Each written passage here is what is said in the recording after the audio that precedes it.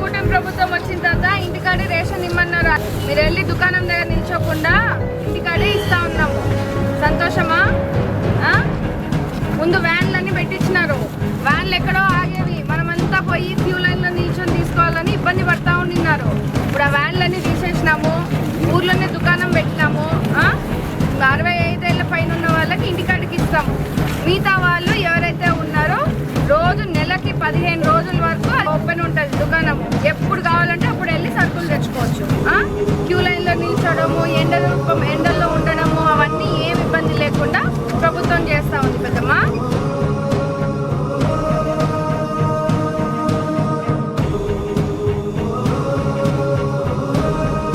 ఇంటికాడే 65 ఏళ్ళ వయసు పైన ఉన్న వాళ్ళందరికీ కూడా రేషన్ ఇంటికాడ ఇప్పించాలని నిర్ణయం తీసుకున్నాము.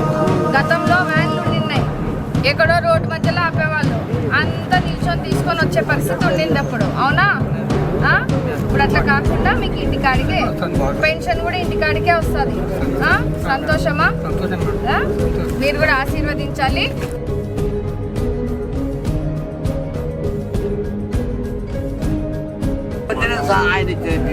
నువ్వు ఏడికి పోవద్దు, నీకు ఇంటికాడికి వచ్చి సంతకం కూడా పెట్టిస్తారు. ఇక్కడికే పంపిస్తారు. ఓకే.